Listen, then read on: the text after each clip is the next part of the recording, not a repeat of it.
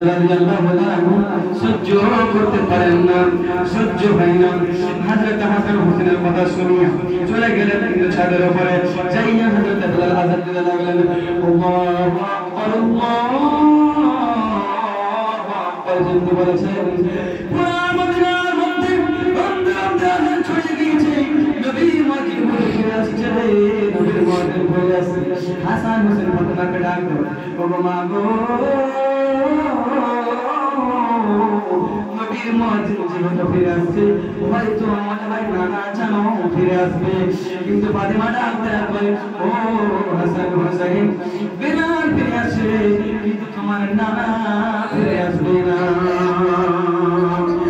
নবীজি ফিরে আসবে না, বেলাল ফিরে আসছে, কিন্তু নবীজি ফিরে আসবে না। আশহাদু আল্লা ইলাহা ইল্লাল্লাহ যখন বলেছে, ঘর থেকে বাচ্চারা মহিলারা সালাত দিয়েছে, নবী বুঝে ফিরে আসছে, নবী বুঝে আসছে, নবী বুঝে আসছে, নবী বুঝে আসছে, বড় আশা লইয়া সব ঘর থেকে দৌড় দিয়েছে। আশহাদু আন্না মুহাম্মাদুর রাসূলুল্লাহ যেমনি বলেছেন, মদিনার মাটিগুলো থর করে কাঁপতে লেগেছে। দুনিয়ার মানুষ কিয়ামত পর্যন্ত আযান দিবে, কারো আযানের মদিনার মাটি কাঁপলো না, দুনিয়ার মাটি কাঁপলো না, কিন্তু বেজান বেলাল যখন আযান দিল, পুরা দুনিয়া মদিনার মাটিগুলো থর করে কেঁপে উঠেছে। আর কাঁপতে কাঁপতে যখন আশহাদু আন্না মুহাম্মাদার পড়ছে, হযরত বেলাল রাদিয়াল্লাহু তাআলা যখন আশহাদু আন্না মুহাম্মাদার পড়তেন, নবীজির দিকে তাকাইতেন, আর শেষ আশহাদু আন্না মুহাম্মাদার পর নবীজিকে দেখতে পান নাই, সঙ্গে সঙ্গে বেলাল মানকানা করে গিয়েছে। আযান থেকে উঠিয়া নবীজির রওজা মুবারকের কাছে কাঠের জালের কাছে যাইয়া নবীজিকে ডাকতে বলে, হুজুর গো, আপনি হুজুর ডেকেছিলেন, গোলাম এসে হাজির গো, আযান দিতে বলেছিলেন, আযান দিয়েছি গো হুজুর, আমি এই আযান দিব না যে আযানে আপনি আসবেন না গো হুজুর, আমি এই আযান কোনদিন দিব না। হযরত বেলাল রাদিয়াল্লাহু তাআলা জীবনে আর আযান কোনদিন দেয় নাই। হযরত বেলাল রাদিয়াল্লাহু তাআলা নবীকে ভালোবাসার কারণে, নবীকে মহব্বত করার কারণে, এত নবীজিকে ভালোবাসতো, এত নবীজিকে ভালোবাসতো, দ্বিতীয় আর কোন জায়গায় আযান দেয় নাই। হযরত বেলাল রাদিয়াল্লাহু তাআলা এমন করে মারা গিয়ে ইন্তেকাল হয়েছে।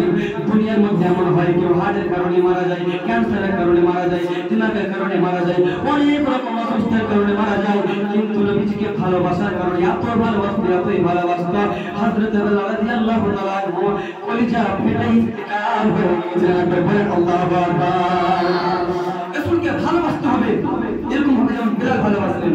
বলছে রাসূলকে যদি ভালোবাসতে পারি, তাহলে আমাদের জীবনটা বন্ধ হয়ে যাবে। একটা বলে বলেন, ইয়া রাসূলুল্লাহ, ইয়া হাবিবাল্লাহ, ইয়া রাসূলুল্লাহ, ইয়া হাবিবাল্লাহ, ইয়া রাসূলুল্লাহ, ইয়া হাবিবাল্লাহ, তুমি জীবন, তুমি মরণ, তুমি জীবন, তুমি মরণ, আধার ঘরে তুমি আপন, তুমি জীবন, তুমি মরণ, আধার ঘরে তুমি আপন, তুমি মনের পারের তরি, তুমি